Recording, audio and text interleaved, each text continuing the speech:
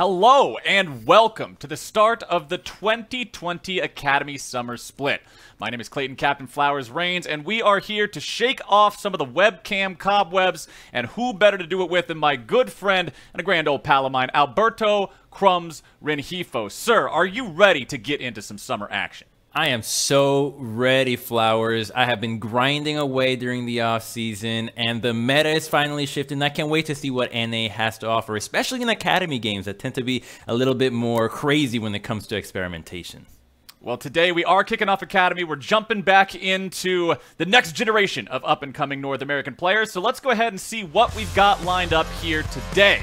First up, it's the reigning champs in Cloud9 Academy going up against 100 Thieves with TSM Academy and Team Liquid Academy in game number 3. Then Pastry Time tags in to join Crumbs for the last 2 games of the day.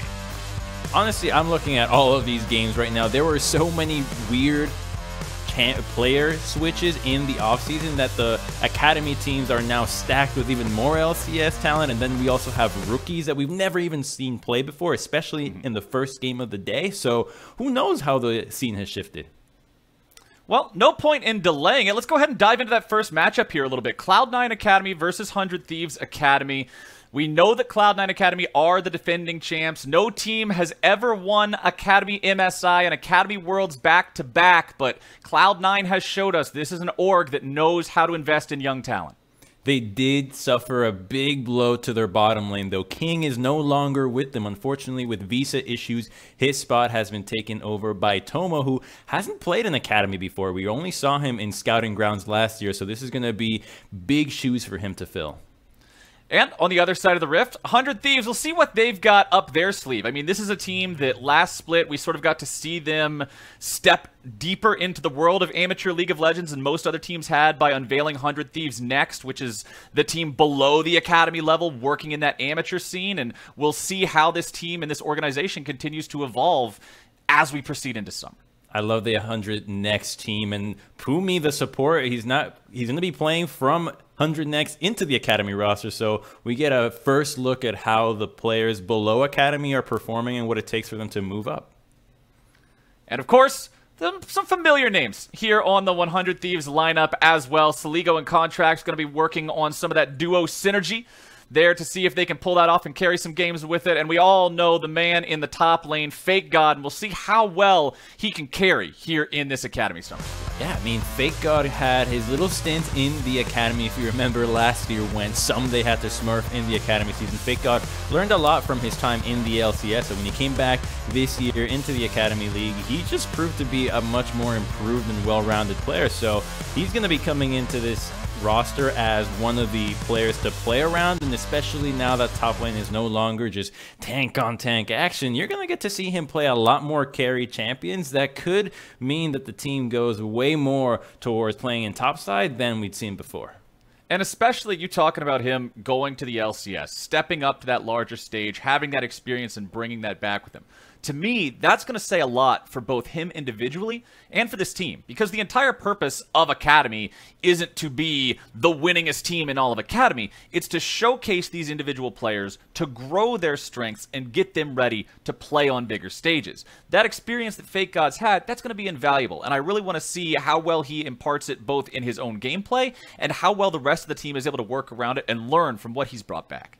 You nailed it. It's not so much about being the best Academy team. You obviously want to develop the skills that it takes to become a great team, but it's all about really showcasing how good you are individually, and hopefully you get signed by one of the LCS teams. And if these teams have a really structured and sound LCS, Academy, and then below structure, they could just not even worry about showcasing for somebody else to pick them up, but they could just rise within the same organization and have a much more smoother transition into the main stage. Plus, starting off at the beginning of summer, I always enjoy the start of the split, spring, summer, whatever, because there's always so much hypothesizing and theorizing and theory crafting and all these ideas floating around. But at the end of the day, none of it means anything until the players hit the rift and we actually get to see what they're made of. There's only so far that words can take you, and you really need to see what these teams and these players have been working on, especially in the current world that we're in, with sort of the whole brakes being slammed on every aspect of life with quarantine and the COVID-19 and everything that's been going on. It's been a while since we've seen any big League of Legends action, and I'm pretty excited to see what everybody's been up to in this downtime. Dude, I don't know what world we're in. At least we got League of Legends to fall back onto. Like, I know that. I know what's happening with League, what is changing. And, you know, the big one is the fact that LPL got to play and the LCK got to play the MCS Championship. And so we got to see what the international competition looked like there. And then the LPL just started a few days ago. So every team's been really watching that league and trying to make sure that they embody what top esports or where FunPlus Phoenix is doing, and making sure that, hey, can we learn that and apply that into our roster? So when it comes to champion pools, play styles, everything, we're really trying to take a lot about those regions because it's the only one that had played and is playing internationally. So I'm looking to see what happens because a lot of those players there are mechanically talented beyond what we've seen in North America last split. So they can't just copy what they've done. They're going to have to clean up their mechanics to be able to replicate the kind of champion pools or even plays that those teams go for. And I like the fact that you brought that up because it does feel a little high level for just starting off talking about Academy at the beginning of the split, but it is always something that's good to remember because you see players and teams try to emulate these strategies that teams like the top ones from the LPL or G2 from the LEC are going to use, and you see them just fumble the ball. Because you can't just take what works for somebody else. You've got to be able to replicate it in your own play style. If it could be the best way to play League of Legends, but if you're bad at it, it's not the best way for you to play League of Legends. And specifically in Academy League and with these players who are just getting started and sort of getting used to this different way of playing the game. I mean, you talked about how we're going to be seeing some players in this summer split of Academy that are brand new rookies. These are guys that we have not seen play before. And a lot of that is going to be seeing how they adapt to a bigger stage, to a more professional environment, to a more team-oriented space where they've got to learn to not just do what works for them and what works for the team, but the best crossroad of the two. And I think that the more teams understand that and the better they're able to play to their own strengths as opposed to just what everybody else says they should do on Twitter or Reddit, I think the better we're going to see them evolve and the more quickly we're going to see them learn and adapt. And, you know, it might be a blessing in disguise for some of these players. The fact that you're not being chucked straight onto the stage, which is something that is difficult for a lot of Academy players to go through when they just very quickly go from Academy into the LCS stage. You get stage fright, you get a little bit nervous, all the flashing lights, all the noise, etc. But if you just get to play the same way you're playing at home in your scrim environment, it's the positive that we found from last split, where if you just get to play at home, those stage frights or just the ability to feel more confident in your gameplay because your environment hasn't shifted so much will make it easier for you to solidify your spot as like, hey, this is a pretty good Academy player. Maybe we'll see what's going on in the LCS if we get to promote them. So I think that there is definitely a big room for testing out these new players in the roster right now in Academy. And, you know, there's also a lot of veterans that I'm starting to think that because there's so many coming into Academy, we might even see someone like Huni playing some games in Academy, or even someone like Xmithie. Like, there is a ton of pressure on these guys to perform. It is not a good look for you to be in such an esteemed position and then not deliver when you go down a league. So it's a double-edged sword for the players that come in, because you actually have to try a little bit harder to make sure that you carry. Like if Ssumday didn't carry last year 100 Thieves Academy, we would have thought very different things about him as a player. So the fact that he did sets the precedent for how these big-time LCS players will have to play and deliver when they come into the Academy League. And honestly, I've called it the Ssumday bar ever since we saw him go to Academy. To most fans of the LCS, that was an absolute shock. The fact that he got moved down to Academy and 100 Thieves said, yeah, this is where we need you right now. But he did it, he did his job, and damn if he didn't look good doing it. And that is now the level that whenever I see a player who has been on a main stage team and is now put in an Academy position, if you want your spot back, you need to hit the Ssumday bar. You don't hit the Ssumday bar, sorry, then maybe somebody else deserves to take that spot. But if you can come into Academy and just stomp every matchup and carry every game and show that you have not been skipping back day in the gym, you're going 8 days a week, just throwing everybody on your back, hauling them across the finish line the way Ssumday did, that shows that you deserve that spot. And you're talking about names that have a lot of weight on them. You're talking about Huni. You're talking about Xmithie. Well, if we see them in Academy, I want to see them hit the someday bar. Because I think anything less would be a disappointment to fans all around. It keeps you stuck in Academy. That's what happens. You don't hit the Academy bar or the someday bar. You're just going to be playing in Academy until somebody else comes along that is an Academy player or somebody from a league below and then comes in and takes your spot right there, which would feel even worse. But that's the transition that happens, right? It's competitive games. It's what happens when you don't deliver. Somebody else has put in the work, will take your spot and simply move on. And you just have to get better or get out. That's the way it's always been. So I think that the players that showcase that hunger and really, like you're saying, put your money where your mouth is, really embody that play style and just enjoy the game, make a world of difference. Take a look at like the Cloud9 roster, the entire organization, whether it's from the main team to the Academy that won last split. They enjoy the game. They, yes, everyone complains about solo queue, but even these players come in and find a way to enjoy it, find a way to know, yeah, you know what, there might be some issues here and there, but it's what we need to do as our jobs, and so we're going to do it with a smile on our face. Yeah, someday obviously wasn't going to be thrilled to be playing Academy, but he was going to do a darn good job to make sure that he's serving the greater purpose for the team, so for the good of the team. And that's just the kind of attitude you want to have, and that's what gets you re-signed and keeps you on the teams, when you're willing to take the step back and not be the carrier, the front man, when you're willing to take out the trash when you have to. And just a quick update for everybody at home. We are currently experiencing a delayed start of the game due to internet issues. I do not have a definite time as to how long we're expecting that to take, but we're just going to sit here, have a little bit of a conversation with y'all while we wait for those issues to resolve. And now, Crumbs, I'm gonna talk to you a little bit here about, I want to shift gears a little bit.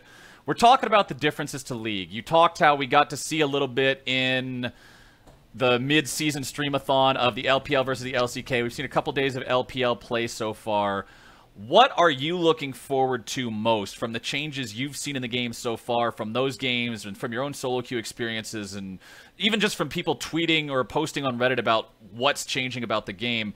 What do you think is the most exciting part of the current state of League of Legends heading into summer? So I love the question, first of all, because I think it fits right into my wheelhouse, which is jungle. All right, let's go. Last split, it was all about gank. You gotta just spam gank. It doesn't matter what you're doing. Just pick Elise and camp a lane and just make them rage quit. That was really what the game was about, because your farming junglers were really not that effective. It was towards the end where the experience got changed, where certain champions got tweaked around, and all of a sudden you had an explosion in the jungle pool where you could do a lot more. So a lot of people started learning about Trundle, which became a solid answer to all the tanky boys in the top lane. But then Nidalee got buffed, and then Graves got nerfed. By the way, Graves is still super strong, but people are playing champions like Sylas. You can go back to your Lee Sins. You can play Shyvana, that is super busted as well. So there is so much variety in the jungle, but the big question mark about those picks is that they often require players that need counter pick or want last pick, players in the jungle that want their team comps to revolve around them. And so that puts a very different onus on what these teams are going to look like, because not a lot of teams play or even have junglers that you can play around, that you can have the entire composition revolve around them. You don't have those Nidalee players here that are just going to raffle stomp over your competition. And so there's only a few, and one of those players is Dardoch, who I think might be playing in Academy today. We don't know for sure just yet. He's the kind of player that just busts out whatever champion he wants. He can deliver on these carry picks, and the composition can be built around him. So that's a difference in style that I'd love to see happening. And then coming from what the LPL, LCK showed us, particularly the LPL, since they just stomped, is that no longer the game is about, does this fight make sense? Is a fight available to you? Can you fight right now and win it? And you just go for it. I love that style, because I think it was a Cloud Templar, yes, he was looking at the game and he was analyzing. He's like, yeah, you know what? We always thought that at first LPL had only mechanics and no brain, but now they have the mechanics and the brain, because all the Korean coaches came to the LPL and then just started imbuing everybody with all the macro knowledge that the LPL didn't have and that the LCK had. So now you had a combination of the greatest macro minds with the most mechanically talented players to give us the reigning world champions.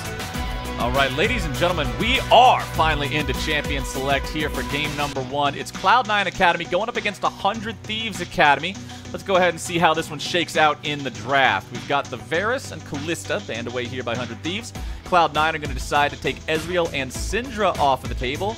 It's all ranged champions early on here. 3 marksmen, 1 mid laner that can also flex towards bottom lane. We know that Syndra has been very powerful for a very long time, and that flexibility is part of that. Olaf also going to be banned out here. Yeah, those 2 marksmen that 100 Thieves are banning have been really making so many waves. They are incredibly dominant in the laning phase and later on team fights. Keep in mind, those are the 2 marksmen that have the safest way of engaging a fight as well. So they're adding a lot more utility to the fact that you want marksmen that can also engage a fight. A lot of the game right now is about who can find the engage. It doesn't matter about whether your champion can engage or not. It's, do you know how to make the Ezreal poke away at the enemy long enough that they want to turn on you, or can you just be so aggressive that you get the fight started on your own, while Kalista and Varus dominate the laning phase and also do that really well. Well, Crumbs, you were talking about the jungle. You're talking about how you don't have to be that level 3 gank bot anymore. It's not about Cocoon top with a Renekton as your top laner. You can farm up and you can carry from the jungle, and here you go. Graves locked in, first pick of the draft for Cloud9, and the response from 100 Thieves may very well be a Nidalee in return. It is, so we've got some carry jungle power versus some carry jungle power, and Aphelios is going to be locked in there for 100 Thieves as well.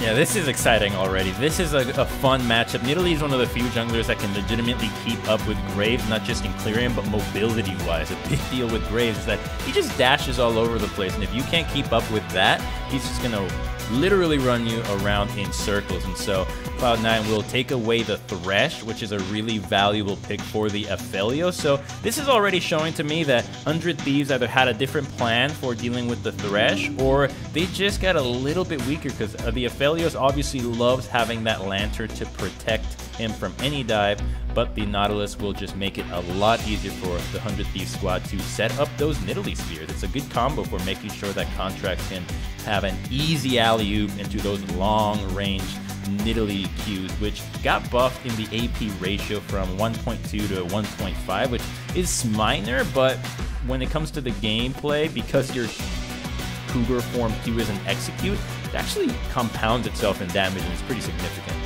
And we've seen the Nautilus be picked into Thresh in the support role pretty often in the past as well. You can see Thresh start to wind up his lasso for his hook, and then as soon as he does, Nautilus is able to just hook in there faster with a better animation and start things off in his own terms. So we'll see how Hook City plays out there in that bottom lane. Cloud9 still likely needing to pick up their bottom lane carry to go up against that Aphelios, but we are into the second part of the bans already, and it looks like the teams are both thinking about top lane as Aatrox and Jace are banned away. Karma also going to be banned out now by 100 Thieves. They don't want to see that one in a solo lane. Their opponents already having Thresh means obviously they're not thinking about the support Karma, but we'll see what else Cloud9 wants to go with here as their final ban of the game.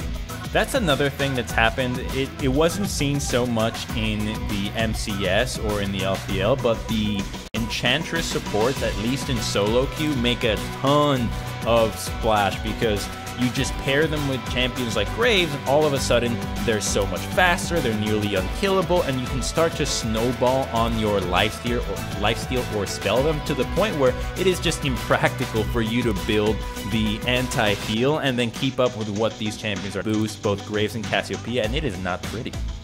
All right, Zoe's picked up for 100 Thieves here. Lanes to just enhance champions with shield. This is a really nasty composition out of Cloud9, and Fudge was actually rushing it on him. He liked to build the Blade of the Ruined King. I don't know how his build's going to change again, but this is what he was crossing the river and thinking that you're safe counter jungling, which is what Graves wants to do, can put you in a completely... My son, there's a way to save you all.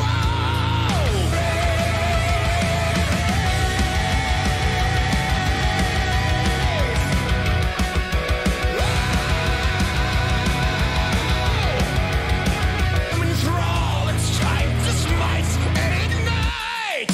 This harvest will guide us through dangerous night. It humbles the fully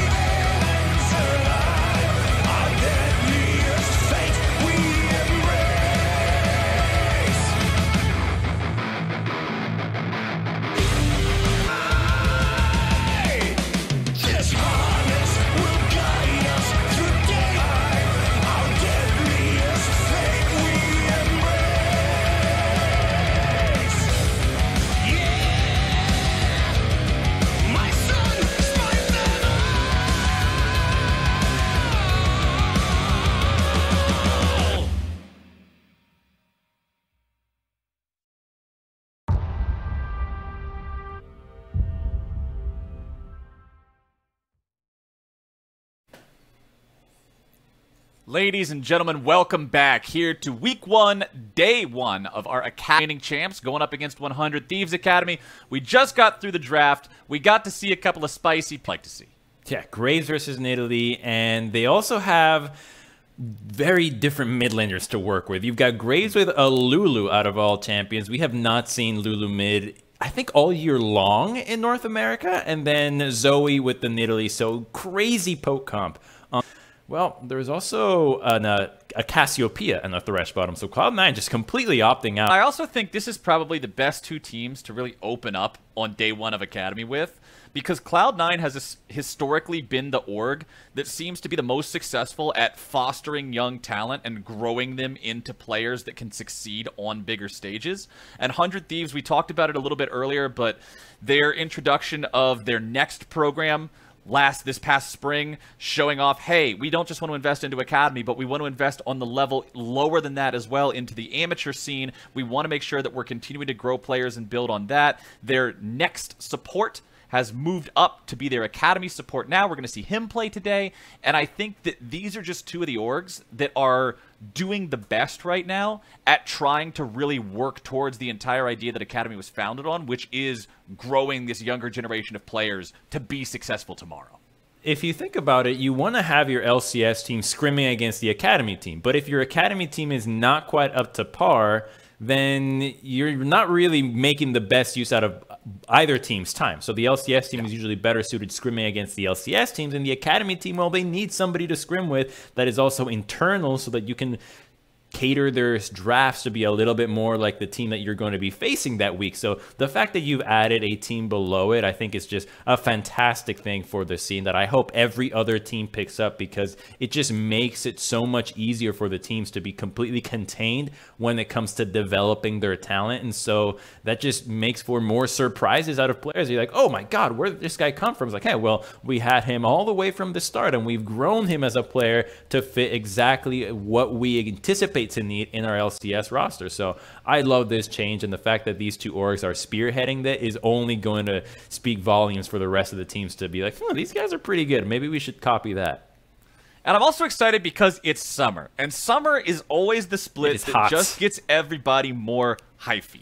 Because spring, you always have the people coming out and saying, oh yeah, don't worry, we're just building in spring. Summer, that's when we're going to take off. Yeah, you know, summer's what gets you into Worlds or Academy Worlds or wherever you're trying to go. Spring, we're just warming up. But you can take all that stupid talk and put it on the shelf once you get to summer, because now you're not allowed to say that anymore. Now's where you got to put your money where your mouth is, and I hope everybody's putting that cash on the table to show us exactly who came to play and who's just been blowing smoke the entire time. That's so true. Everyone loves to use it as an excuse, like, oh, it's summer split, it doesn't matter. I'm like, it's a whole year. You're playing a whole year. That's just the start of it. Just because it doesn't have the championship point weight in it this time around doesn't mean that it's not setting the tone for what your practice looks like, what you're learning, your experiences, all of this. So it was nonsense from the start, but players still used it. But finally, you're totally right, Flowers. Now that there's no excuses, the teams have to face the music and give us what they really have. And if they don't, well, we can just say maybe you should have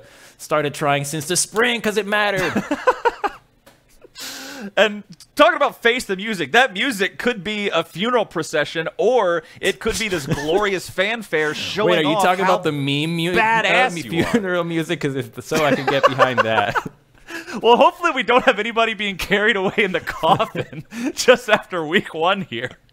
I don't think it'll probably end up in that dire straits for anyone, but I do hope we get to see some people really pop off and show that they can step up at this level. I was talking about the Someday bar earlier, and it's not just people that have already played on the LCS stage that can meet that, you know? Like, I'm not just looking at Huni and Smithy and Dardoch and these players that have played on the LCS stage to pop off. I think that they're going to be the ones who will receive the most backlash if they don't, but it's just as, if not more exciting, to watch somebody that you didn't have those expectations for. To watch some dude come out of left field and just have ridiculous stat lines, ridiculous performances over and over again, especially in North America, where there's always this constant community scrutiny of, you know, North America, the amateur scene's not nearly as robust as it is in other regions. We have a smaller player base. We don't have the same infrastructures compared to like Europe or China or things like that. So whenever you do see somebody pop off in Academy, in the North American amateur scene. It is a lot of fun to see. I always get excited for it. Hey, ladies and gentlemen, here we go. Technical difficulties be damned.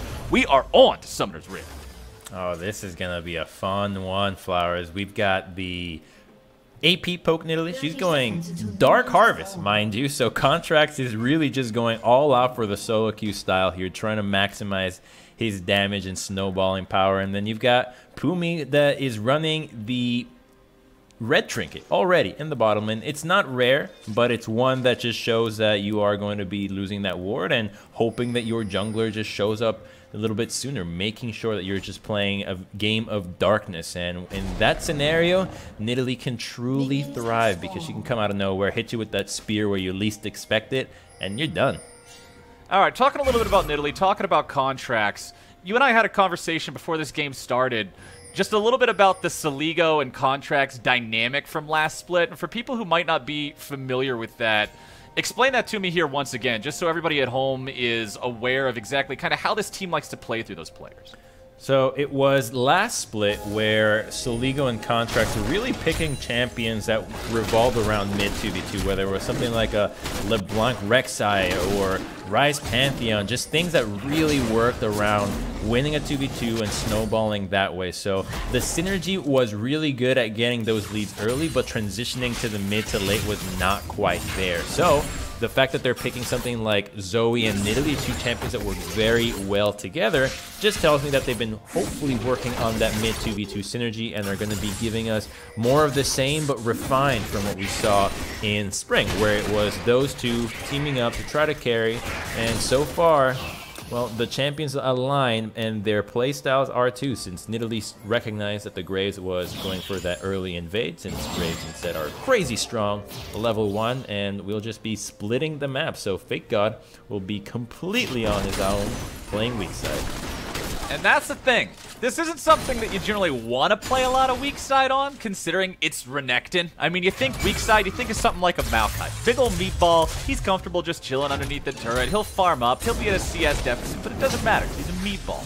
Renekton is picked because you want to have a powerful early game, because you want to have presence. So we'll see how well Fake God is able to play this situation where he is on the back foot just naturally. They're going to dive in, Flowers. This is a classic because Sett can just hit 3 here and have his W if he can tank the tower and do so much. But maybe he can play around in Nori's passive autos. He's got Fury. Fudge is stunned up underneath the turret there. Ooh. Nicely done, man. Not only did he flash himself away from turret range to immediately step out, but the Haymaker was positioned perfectly for that true damage slobber knocker for the first blood. That was actually really beautiful, and the fact that Palafox snuck up in there, didn't get an assist, but was still there for the dive, just shows you how much of a set play this is. Get that pun? Freak, take notes on that one, because that was pretty good. Crumbs, no. Come on, set play? Yeah. It happens a lot with Sett. It's what you can do with him because you just have such a strong tower tanking ability, which also happens to increase the damage that you deal once you just take more turret shots. So very well executed by them, and all Nidalee can do in the meantime is secure double scuttle. So she does get something for her troubles, but she'll have to come up with something greater than that to ease up what just happened to Fake God. Nice clean dive, exactly what Cloud9 wanted to see. Here on the bottom side, not a whole lot really going down. You mentioned how this is the first game we're getting to see of Tomo, and he is playing a mage here in the bottom lane. This has had mixed results for different players in the past. Obviously, some people really excel on it, others do not, typically falling back into more traditional marksman picks. And as someone who doesn't know much about Tomo, I'm kind of with you in what you said earlier. Is this going to set the stage? Is this going to show us what to expect from this player moving forward? Or maybe it's just a, hey, it felt right for this game, but maybe not all the time, sort of.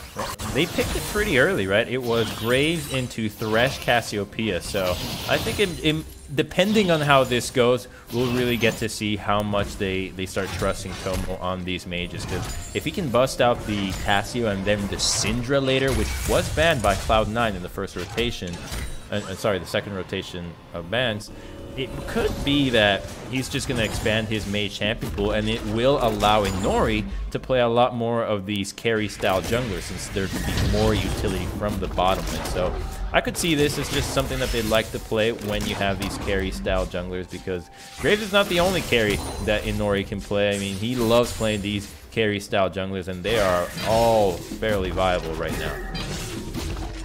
Nori still the only jungler on this map to have made anything happen, but hey, we're only 5 minutes into the game. It's not like we're expecting it to be a bloodbath at this point in time. You are seeing a bit of a farm lead there for Contracts, but honestly, I'm expecting things to probably be a little slow right now. When this game started off, I was going to do one way that I like starting these games off usually is putting my co-caster on the spot and asking them where they think the first blood's going to be. And kind of playing a betting game with it, but we already had the first blood, so I can't play that game. So let's play a different game from. It's called Where's Second Blood Gonna Be? Where's the next kill going down? And who's the guy who gets got? Okay, who gets got? It's gonna be Diamond in the bottom lane. All right, Diamond's gonna be the next one to go. Yeah, okay. Diamond in the bottom lane. I think that's what's gonna happen, because the Thresh is gonna either get over Eager, and then the Nautilus is gonna hook him, and then suddenly everybody is down there. But I want to take some credit for that first blood, because I did say he was gonna get dove before like it didn't quite happen when it was being set up. I was like, okay, he's really low because he traded, and well, once you're at 50%, you're low enough to die. So I want half credit, Flower. Well, we'll see. We'll see. I don't know about giving out half credit, man. That's not exactly on the syllabus, but 100 Thieves are looking to take full credit here for this first Drake, seizing the opportunity to go for that as their opponent is back in the bottom lane. Looks like nobody's going to be around to stop it, really. That's easy pickup there for them. Earth Drake being the first. Let's see which one ends up being the second. Contracts not quite having the smite ready to go, so wasn't going to use that. All right, so Earth Drake first, it'll be Cloud Drake second, which means we get one of those two super impactful souls in either Ocean or Infernal if the game goes that far. Crumbs, this is our first time casting a game together, and since I've never been able to have this conversation with you before, I gotta know, which one is your favorite of the souls? Both for in-game effect and just general aesthetic. Okay, I like the aesthetics of Fire. The fire on the map I think is cool just because it just makes everything a war zone. You can see everything, and in solo queue, where I mostly play, I don't like Ocean because there's always some Rengar or Nidalee taking advantage of the brushes, and then you have to learn all these nuances, but where you can start warding these brushes because they become so extended that a single ward often doesn't actually cover all the vision that you need it to, and so you just start spending more on wards, and I don't want to do that. So I like the aesthetics of Fire, but I think that Ocean is a little bit stronger. I really just enjoy that one. A little bit of an engage in the bottom lane, but the dragons are just going to mean that the bottom lane fighting is going to be even that much more important, because those two you do not want to be giving up to either of these teams, whether it's poke comp having infinite mana to poke you down or extra damage, or whether it's the comp that is against poke having infinite sustain against the poke, or just being able to instantly get in and engage onto you and burst you down. Both are just going to be huge in this game. And speaking of sustain, infinite, and I want to comment on this top lane because you already mentioned how both of these champions could build Blade of the Ruined King earlier. And considering it was Fudge who got ahead thanks to the early dive, you can see the Bilgewater Cutlass in his inventory. It's Ninja Tabby, built for Fake God nice and early on, recognizing he's going to be behind the curve.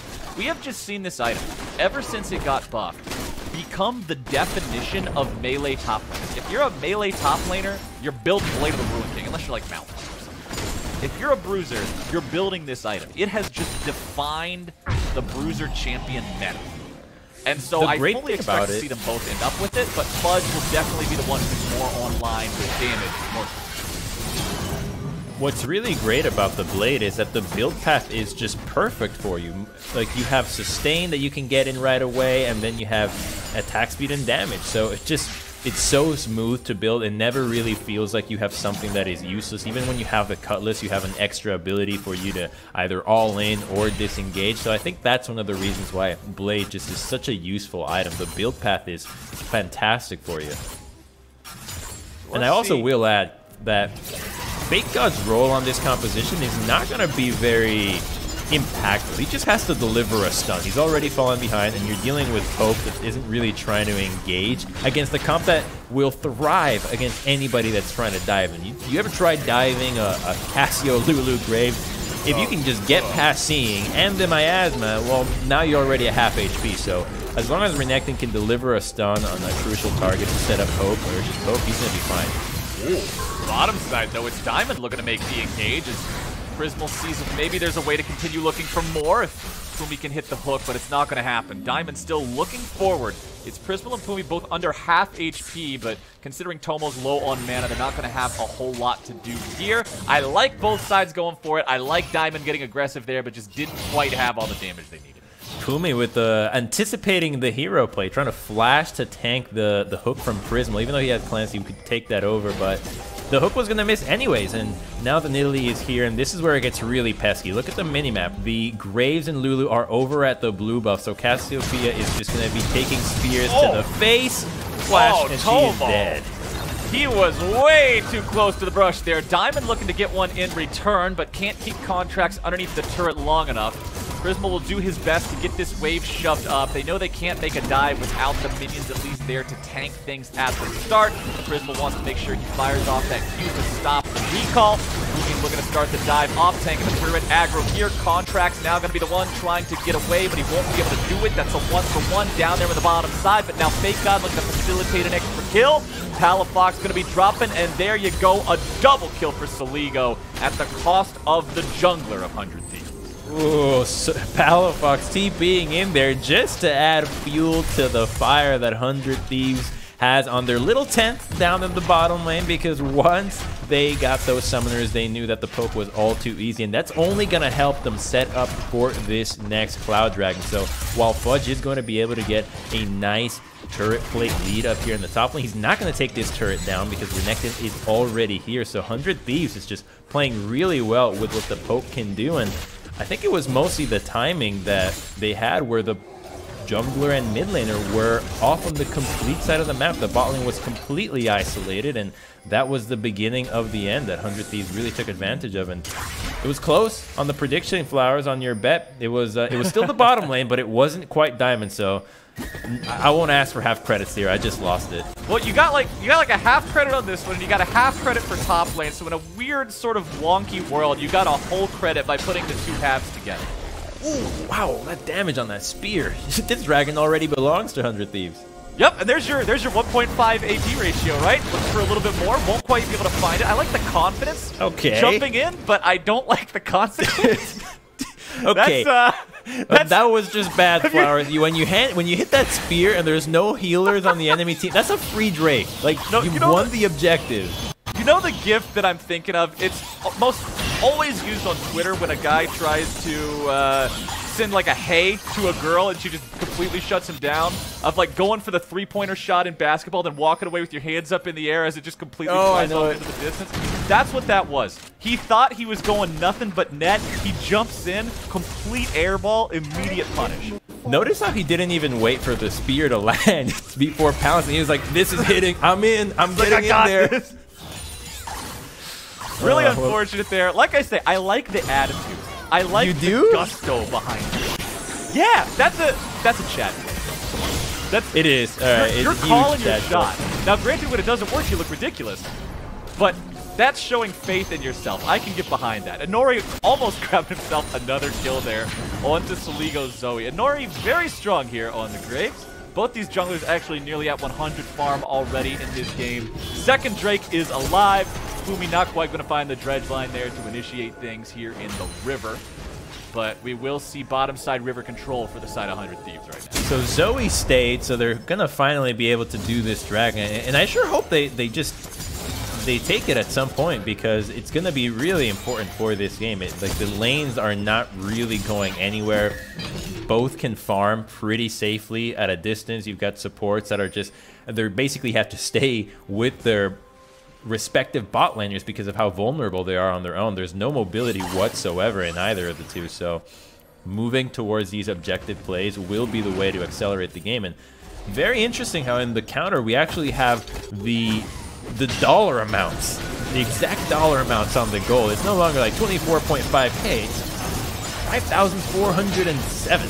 We have the technology, man. It's over the wall. Inori tries to make a steal attempt, but Contracts smite will reign true. And now the fight's breaking out. Let's see if Diamond and Fudge are able to find their target here in Fumi. Looks like they will. That one's going to be given over to Fudge now, and that makes this game 3-3 on kills. But that is a 2-0 Drake lead for the side of 100 Thieves. As Palafox is in some trouble here. Contract's not going to find that spear. Wild Growth having already been used means Palafox is going to stay safe. And with the enemy support already down and plenty of bodies here in the mid lane, Cloud9 Academy are taking their opportunity. They'll push down this tier 1 turret, and that's the first one of the game, my friend. They might be able to go for a second one here. Look at Aphelios. If he doesn't suspect, and yeah, good for him that they saw the bot lane support and jungle rotate out to the right-hand side of the map to avoid dying here. So it's a good TP there out of Fudge. It might be a little bit too late for the teleport and to save his own turret, but trading this turret that doesn't really matter that much for the mid and bot lane turret will mean so much, because now that you have a poke comp that has to overextend that much more to be in your face, they are a lot more vulnerable to these flanks, and that's going to be the big difficulty from the Cloud9 composition. They don't really have a good way of starting a fight, especially if 100 Thieves doesn't put themselves in range to get hooked. Right? There's no way for you to actually get anything going if you don't have Fudge flanking. So his TP there, the fact that it gets something for his troubles, just starts to show that he knows what he's doing on his pick. And if you actually follow the results that he had in the finals, where he had 3 games of set back-to-back on wins, he might just be starting to mount a little cross-season streak here. That's always fun to see, man. I love seeing players get something going over the long term, really show us something, set themselves up an identity, right?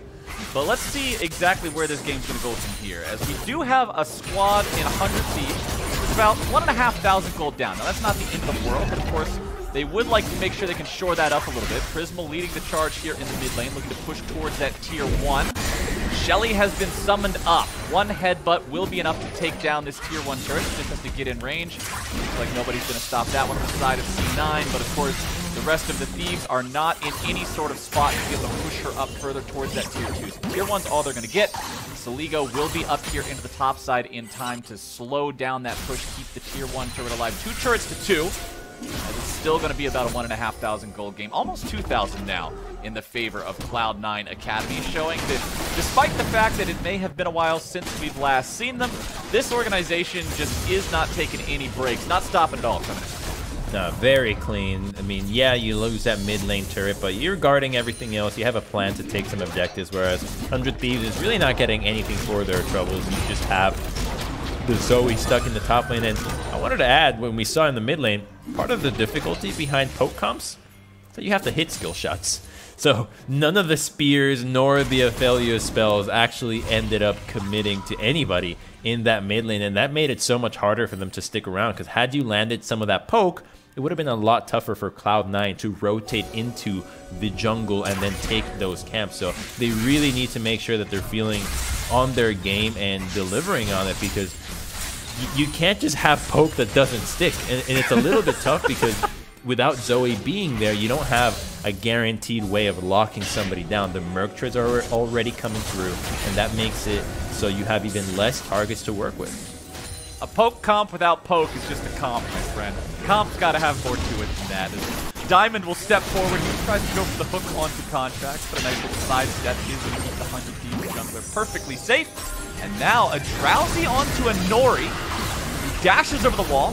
Tomo trying to use the Petrifying Gaze there to provide some covering fire. And Nori will lose half HP, but he gets out safely.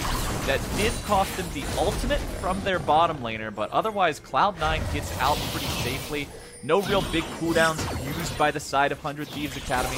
That next Drake will be spawning here in about 45 seconds. And let's see Boom go ahead and start things off here onto Diamond, who's going to be taken down to half HP. But now it's that Nautilus once again in some trouble here. He's going to find his second death of the game. Unfortunately for him, the rest of 100 Thieves just not in the right spot to follow up, and C9 finds a punish.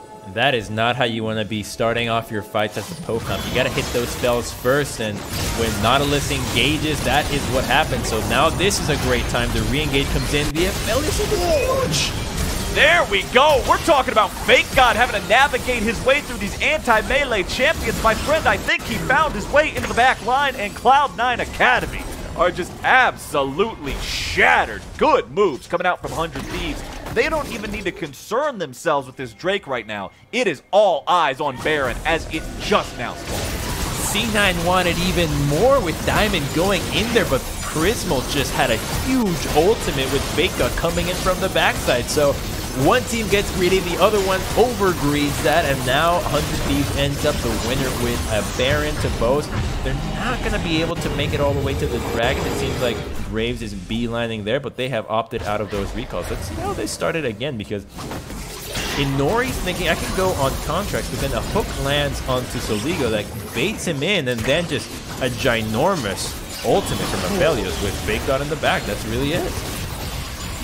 Such good damage coming out from that Infernum ultimate from Prismal. Opens up the opportunity for the Gator to jump in now that they aren't coordinated to try to stop it. The health bars are so low, and now another fight's going to be popping off. The Diamond in the stasis, and now it's turning right back around. Soligo's in some trouble. There it goes. The damage comes through, and Fudge is the man to grab himself the third kill of the game. Cloud9 Academy will walk away with one kill there, almost getting a second, and importantly, they're going to keep their opponents off of that soul point. They're going to stop that Dragon Soul stacking, and they're going to grab their first Drake of the game, and that's with a 100 Thieves squad that was baroned up, so C9 showing they can jump right back in the game. That is exactly why I thought that 100 Thieves was going to lose out that Dragon for going for the Baron, because it's still like 20 minutes into the game. That was a very early Baron, so the death timers are going to be quite short, and so Cloud9 just went straight for it, 5-manning it, and just found another kill. And back to that big fight in the mid lane, that just shows you why the Cloud9 competition has such a hard time when 100 Thieves is not jumping into them. Nobody could have followed Diamond. There's actually no champion that can cross a gap as large as a Thresh Hook, and that makes it so that they just have to wait for the enemy to come in. They didn't, and they paid for it. This game is just back and forth, man. I'm enjoying this. Welcome nice to Academy, to my friend. This off. is where it's at. Nice close game to start things off. Let's see where it's going to go from here, though, as we do have this Lulu is at the point where she's a seriously effective support battery.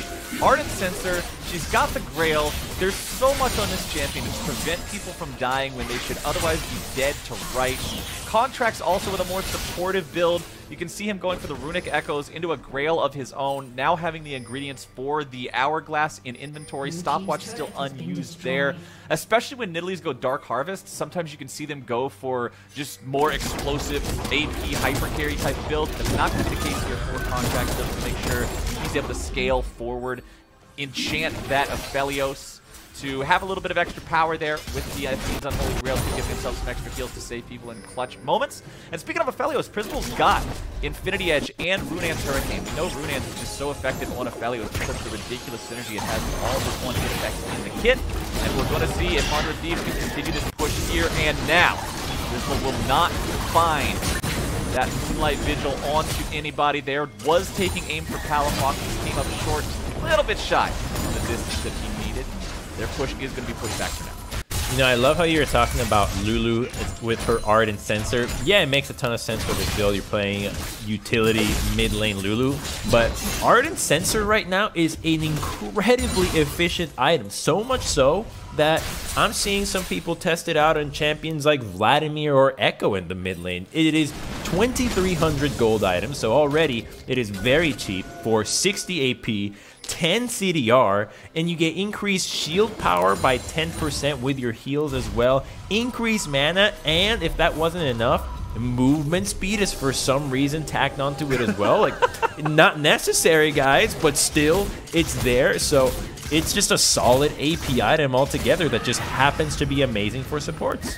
As long as we're not going back to the days of Season 7, Ardent Sensor, I will never forget watching the 80 carries by Relic Shield so their support can get their Ardent Sensor the fastest, because whoever gets it first wins. I think that was, if in the future League of Legends historians go back and classify the different states of the game, Season 7 Ardent Sensor build was the absolute dark age of League of Legends. That was the worst League of Legends ever played. Actually, I think the Dark Age might have been the one where it was the gold per 5 or gold per 10 items. Oh, you just stack gold. You don't even have items. You just Hog, and then wait, hold on. We got some plays here at the top side while we're reminiscing down memory lane. 100 Thieves is reminiscing down the top lane. Fake God now diving into the middle of 4. He may be punished. Fudge looking to make that slam into the ground and will find it, but now he's going to eat a lot of damage before he's able to do much about it. That's a 1-for-1 here so far. Top laner for top laner. 100 Thieves still looking to push up further. On to the inhibitor turret they go. And Nori will try to stand and hold the line here, but with the spears and the paddle stars flying, there's not a whole lot he can do to hold that off.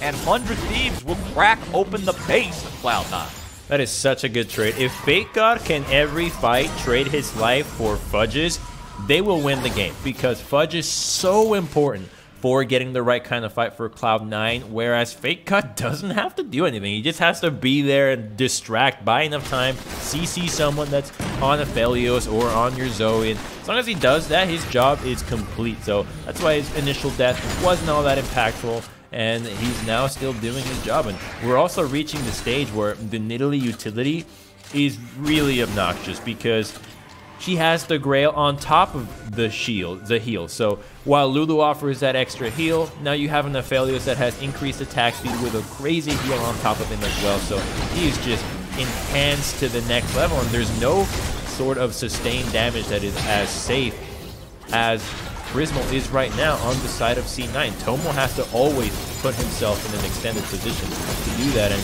now they're going to have to beeline all the way to the Baron, but these chakrams are already fully stacked. Yeah, Crescendum has some pretty memey damage output. It's in some trouble, and Nori looking to take him down. Needs a little bit more damage to do so, but Baron's already going to be secured by contract. That's Baron for a support so far. We'll see if 100 Thieves lose any more on the way out, and it looks like, yes, sir, they will. Contract popping the stasis, but he's not long for this world. That's C9 grabbing 2, but losing Baron. The Drake is up, so they will be able to grab that Ocean Drake as well. Going to even this Drake count up 2-2. Crumbs, tell me, was it worth it? You know what? I don't think it was that worth it. Flowers, Cloud9 getting this second dragon here could start to mount the comeback for them. They're really in the back foot despite the gold not playing out to a drastic advantage. It's the fact that the poke comp was able to get this top lane inhibitor, and so the Baron would be ideally used for the next siege to try to crack down another inhib. But buying this much more time just means that Cloud9 can still hold on, and if they can save this turret, oh, it'll be huge if they do. Just barely with a sliver of health, the Northern Nexus turret survives. The Northern Nexus. That makes it sound so much more epic than it is. Right? If you just call it the left one, it's like, ah, yeah, we lose 10 of those a week. But let's take another look at how this went down, as Fake God and Prismal had it almost completed on their own. Yeah, and then you get the bot side where there's really no sustained damage to take down Inori. Without Aphelios there, he's stacking a lot of magic resistance, so Zoe just does not bother with him. So they just have to completely run, with Prismal being the focal point of this composition right now, since the poke isn't really doing that much with all the shields and sustain and magic resistance. Prismal is really the star. That was what bought them that last fight that got them the Baron. Let's see if they can break a second inhibitor here with that Baron buff. Prismal's still the man that I'm keeping an eye on the most. Has those 3 items completed, 75% crit chance with the bonus crit damage from Infinity Edge. Very, very scary here. Rabadon's Death Cap, Luden's Echo, double Spell Pen on Saligo as well. Both of these carries on the side of 100 Thieves Academy are just absolutely jacked right now and are looking to lay down some pain onto the C9 line. Here's the flank, get his initiation, because Bug's coming around from the side, and there is your damage, ladies and gentlemen. The bottom lane absolutely evaporates before the might of the Cloud9 flank, and you said it, Crumbs. You said it. Fudge is so important for this team to do what they need to do, and he gets it done. Oh boy, the fact that he found it was picture perfect. Like, you could not ask for a better flank out of him. This is what you want from your top lane, and that buys more time, Flowers. Now that inhib top is sure to spawn, they've held off the Baron push, so that initial Baron take from 100 Thieves that we just saw, I'm gonna call not worth it even more now. And 100 Thieves is gonna have to start to really think about what they're doing with their sweepers, because they needed to have cleared that out. They controlled both mid and bottom, yet there was still a ward that snuck by that allowed Fudge to take that TP. So well done there from Cloud9 Academy, keeping themselves in a good enough spot, stopping yet another Baron. It's not just what you get done, my friend, it's when you get it done. And when you can make those big back-breaking plays at the point where your opponents are at their strongest and shut that strength down, that is just exactly what the doctor ordered. Fudge, the man with the plan, here for Cloud9, keeping things afloat, making them work. The next Drake is going to be live here in under 2 minutes. Baron just over 2 minutes, so give us a little while, my friend, and we are going to see some blood in the river once more. It's definitely scary when a team is so aggressive against you when you have Baron, because when you have it, you're thinking, I'm confident, we got a lot going on, the enemy's on the back foot, but they continue to look. That's the same spirit that the LPL embodied, and someone's just going in there, but this is not a fight that I think is going anywhere. We're just going to calmly disengage, but at least you've got Tomo's flash. And the fight's not going to be stopping here anytime soon. FakeGod occupying them for now. Boom to the front line.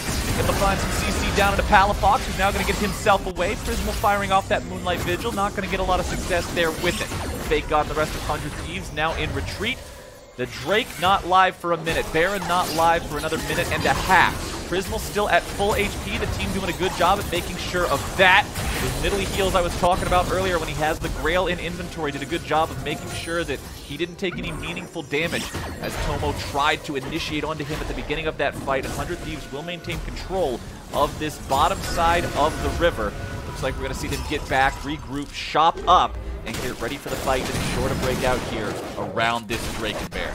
They were both so hungry for that battle, and it was about a minute and a half before the Dragons, and I'm not going to be that useful here. They're going to have to dive onto me. If I can just get Prismal to not have this Crucial Summoner up, there might be a chance for Fudge to find the fight that we need to. He does have his flash available, so he could get some huge ultimate or face breaker up again, just like he did in the run away as 3 members, 100 Thieves would collapse onto him. Prismal's looking to grab that one, but it's going to go over to Contracts. FakeGod in the stasis, staying alive there on the front line. Drake going to be taken pretty low now. We'll see if FakeGod's able to secure that. Lone and 100 Thieves Academy will absolutely crush that fight. That first is completely out of mana. I don't think he has enough to throw another spear. And because the enemy support is being healed up a little bit now by Contract. Prismal also a little bit low in the mana department, but shouldn't really stop him. Thieves still in good enough shape to prevent him from doing so with the threat of a direct fight. It looks like both sides are going to step back here. Remember, it's the Cloud9 base. Under pressure, man. The super minions pouring in that bottom. Top laner traded for support. Boom now on the front line. It's a Nori trying to tank up and deal the damage at the same time. Whoa. A beautiful Moonlight Vigil coming in from Prismal to make sure they got the damage coming through. But ladies and gentlemen, what the fudge? He is going into the back lines. He is doing 9 Academy. 2 still alive on the side of 100 Thieves Academy, and I believe that this was a fun one to kick things off with, man. We got to have 30 kills in 35 minutes. That's almost 1 per minute. I mean, I'm not a math expert. I'm not a mathematician, but I think I could crunch those numbers out well enough for us. That was a fun way to start this off. If the rest of our Academy games look like that, I think we're in for a fun one. Yeah, it's the picks, right? You have the picks that give you a different kind of play style, different flavor than what we're used to before. So this should just set the tone for what the teams are comfortable in doing and the kind of meta that is already developing. No more marksman in the bottom lane. It was close, but the what do you mean no more marksman? We get to see Prismal pop off. Listen, okay, he did well, but the game was close, right? Cloud9 could have done it as well. If Inori didn't flash in and die on him right away, I think it could have been a different fight. Either way, it was a fun game to watch from both sides. We got to see some pretty big plays from players on both sides of this battle. It was a lot of fun to see. And now we're going to step away for a moment. But on the other side of this commercial break, Immortals Academy sports a surprising Academy roster going up against FlyQuest Academy. You don't want to miss it. Stay here.